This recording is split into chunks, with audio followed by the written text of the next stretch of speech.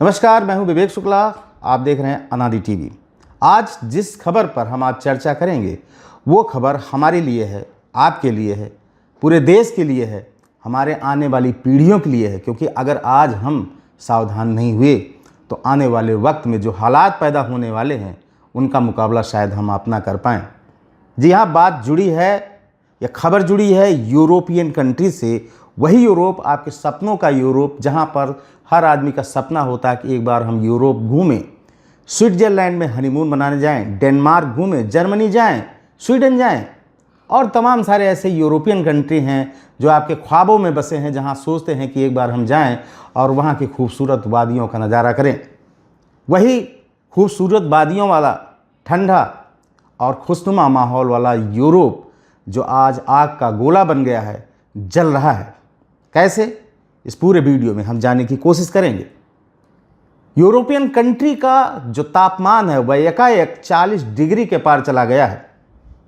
अच्छा, इसलिए वहां इसको नेशनल डिसास्टर डिक्लेयर कर दिया गया है, यानी कि राष्ट्रीय आपदा घोषित कर दिया गया है। अब क्या कारण है कि 40 डिग्री के पार होने पर यूरोपियन कंट्री में राष्ट्रीय आपदा घोषित कर दी जाती है, जबकि भारत के कई ऐसे शहर हैं गर्मियों में जिनका तापमान 48 से 50 डिग्री सेंटीग्रेड पहुंच जाता है। कारण ये है कि विषुवत रेखीय प्रदेश में रहने वाला हर बच्चा जब जन्म लेता है तो उस मानसून के साथ, प्रकृति के साथ और आने वाली गर्मी के साथ अपने शरीर का अनुकूलन बना लेता है, यानी कि एडजस्टमेंट कर लेता है। वहीं यूरोप में पैदा होने वाला बच्चा शुरू से ही सर्दी और ठंड के आलम में रहता है, लिहाजा उसको इस तरीके से एकाएक जब गर्मी झेलनी पड़ी तो वहाँ पर राष्ट्रीय आपदा घोषित हो गई। लोग मर रहे हैं। 2000 से ज़्यादा मौतें दर्ज की जा चुकी हैं, जिनमें 85% आबादी बुजुर्गों की है। ये कैसे हुआ, क्यों हुआ, इस पर हम चर्चा करेंगे।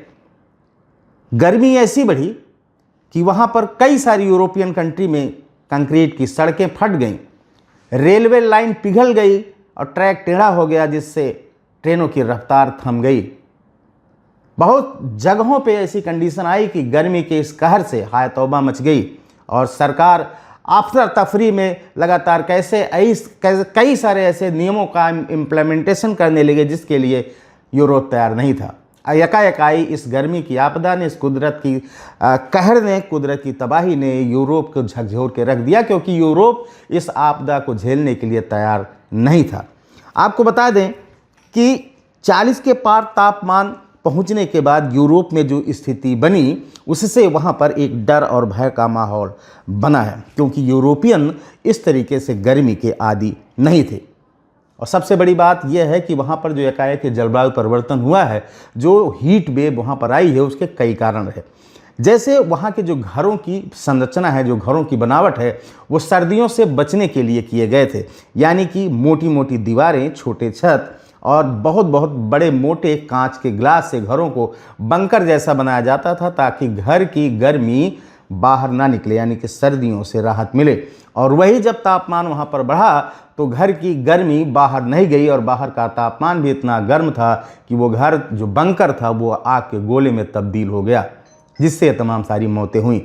दूसरा एक कारण और वहाँ पर रहा, क्योंकि यूरोप भारत से सुदूर उत्तर में बसता है, जहाँ पर सूर्य की किरणें तिरछी चमकती हैं, यानी कि साल भर वहाँ पर सर्दी का आलम रहता है, क्योंकि सूर्याभिताप जमीन तक पूरी तरीके से नहीं पहुँच पाता है। और सर्दियों के मौसम में तो ऐसा होता है कि बहुत सारी यूरोपियन कंट्री बर्फ़ की चादर ओढ़ लेते हैं और पूरा शहर का शहर ही जाम हो जाता है। इसलिए वहाँ की हवाओं में नमी रहती है।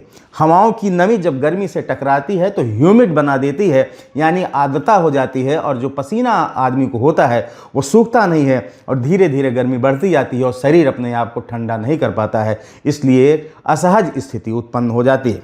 आपको बता दें कि यूरोपियन कंट्रीज़ के बहुत सारे देश जो हैं वो परमाणु रिएक्टर है, परमाणु रिएक्टर के सहारे विद्युत उत्पादन करते हैं, और परमाणु रिएक्टर को ठंडा करने के लिए नदियों का जल इस्तेमाल किया जाता है। लेकिन जब नदियों का जल ही सामान्य स्तर से ज़्यादा गर्म हो गया, ऐसे समय में वहाँ पर जो परमाणु संयंत्र यानी परमाणु रिएक्टर हैं वो भी एक खतरे के जद में हैं। इसके लिए क्या हुआ कि यूरोपियन कंट्री ने लगातार चीन से भारी मात्रा में एसी का आयात करना शुरू कर दिया। आपको बता दें कि पूरे यूरोपियन कंट्री में बहुत सारे ऐसे शहर हैं जहां पर केवल 17% ही एसी का इस्तेमाल किया जाता है, और बहुत सारे ऐसे शहर हैं जहां अधिकतम 25 से 26 या 27% तक ही एसी इस्तेमाल होती है। वहीं अगर भारत की तुलना करें तो भारत के पूरे भारत में अगर ऐसा देखा जाए तो आज कम से कम 70% क्षेत्रों में एसी का इस्तेमाल हो रहा है, यहाँ तक कि ग्रामीण क्षेत्रों में भी एसी का इस्तेमाल हो रहा है। यूरोपियन कंट्री के बहुत सारी ऐसी समाजसेवी संस्थाएं हैं जो लगातार इस बात के लिए आंदोलन कर रही हैं, लोगों से अपील कर रही हैं, सरकार से निवेदन कर रही हैं कि एसी का इस्तेमाल कम किया जाए, क्योंकि इस एसी के इस्तेमाल से पारिस्थितिकी संतुलन बिगड़ जाएगा, यानी इकोलॉजी सिस्टम खराब हो जाएगा। अब यूरोपियन कंट्रीज लगातार बढ़ रही इस गर्मी से पार पाने के लिए अलग अलग तरीके इस्तेमाल कर रहे हैं। वो छाया की एक बेल्ट बना रहे हैं, लगातार पेड़ों के लगाने के लिए मुहिम चला रहे हैं, और उनके जो घरों की पुरानी संरचना है उसे तोड़कर अब एक नए प्रारूप में लाने की तैयारी कर रहे हैं। यानी कि ऐसे घर बनाए जा रहे हैं जो गर्मी के लिए आसानी से जो गर्मी है उसको रोकें और प्राकृतिक रूप से उसको ठंडा करें।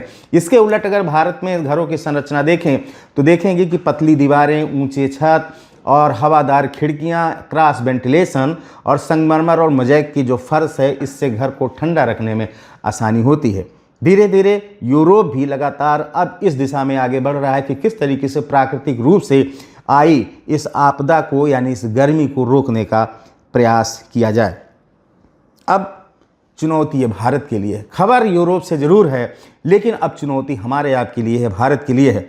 अगर हम 1.5 दशक पहले की बात करें तो भारत में इस तरीके की हीट वेव और इतने दिन तक टिके रहने वाली हीट वेव नहीं होती थी, लेकिन अब पिछले 15 से 16 सालों में ऐसा देखा गया है कि लगातार गर्मी का स्तर बढ़ रहा है, हीट वेव बढ़ रही है। कारण क्लोरोफ्लोरोकार्बन, ज़्यादा से ज़्यादा जो फ्रियान गैस है उसका उत्सर्जन, एसी जो है उसका बढ़ना, पेड़ों का अंधाधुंध कटान, लगातार बढ़ते कल कारखानों का धुआं और बहुत सारे रासायनिक जो द्रव्य हैं उनका उत्सर्जन, और लगातार ऑटोमोबाइल के जो प्रदूषण है, जो धुआं, इससे जो है भारत गर्मी की चपेट में धीरे धीरे आ रहा है। ग्लोबल वार्मिंग के तहत भारत भी इस वक्त जो है जूझ रहा है, और लगातार भारत में जो गर्मी है, सूर्याभिताप है, वो लगातार बढ़ता जा रहा है। अगर हमारी सरकारें या हम आप सब मिलकर इस आने वाली आपदा के प्रति अभी से अगर संजीदा होकर काम नहीं करेंगे तो आप अंदाज़ा लगाइए कि हम आने वाली अपनी पीढ़ियों के लिए कैसा देश छोड़कर जाएंगे, जहां पर पूरी तरीके से पत्थर के शहर होंगे, पेड़ नदारद होंगे, पूरी तरीके से यह सारी की सारी जो है आबादी मशीनों पर डिपेंड हो जाएगी, और एसी के सहारे हर कदम हम चलेंगे। आप सोचिए कि वो कैसा भारत होगा जहां पर हम अपने आप को, अपने आने वाले भविष्य को, अपने आने वाली पीढ़ियों के एक जलता हुआ देश, एक जलता हुआ शहर देकर जाएंगे। खबर यूरोप से है, लेकिन चिंता हमारे लिए भी है, चुनौती भारत के लिए भी है। सरकारों को सोचना चाहिए, हमको आपको भी जिम्मेदार होना चाहिए। इस खबर के बारे में आपकी क्या राय है, हमें कमेंट बॉक्स में ज़रूर बताएं, और मुझे दें इजाज़त। शुक्रिया।